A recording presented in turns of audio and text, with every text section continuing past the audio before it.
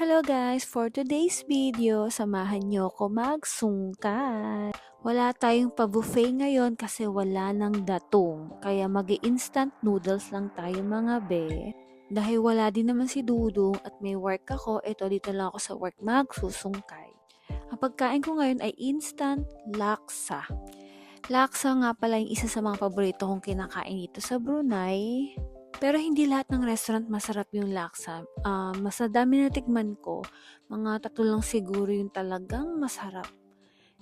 Ewan ko ba, iba-iba kasi yung ano nila, iba-iba kasi yung mga timpla nila eh. Tapos itong kakainin ko, yung ate ko nag-recommend sa akin ito kasi sabi niya, sa dami rin nung natikman niya mga instant na laksa, ito daw yung talagang masarap. So, try ko lang. After ko siya matikman, masarap nga siya, lalo na yung sabaw niya. Hawig siya doon sa mga natitikman ko sa mga restaurant. Kaya lang parang naboboringan lang ako kasi walang sahog, as in noodles at sabaw lang.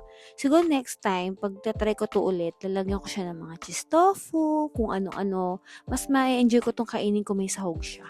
Ayun, nakakainis lang kasi mas maganda sana tong video ko kung merong sounds. Yung narinig ko talaga yung humihigop ako ng sabaw, kumakain ako, yung reaction ko, ganun. Kaya lang, ewan ko ba, nung i-upload ko na siya, copyright siya. Ay, hindi naman copyright. Restricted siya. Hindi siya pwede i-upload. Hindi pwede yung sounds. Hindi ko nga alam eh. Yung meron siya na detect na sounds sa background ko na hindi pwede i-upload. Kaya ayun, wala akong choice kundi i-mute siya at mag-voice over na lang. Pero syempre, kahit walang kwenta tong video ko, gusto ko pa rin siya i-upload. Kaya ayun. So, ayun lang mga be. Thank you for watching kahit walang kwenta ang aking video. So, ayun lang. Bye!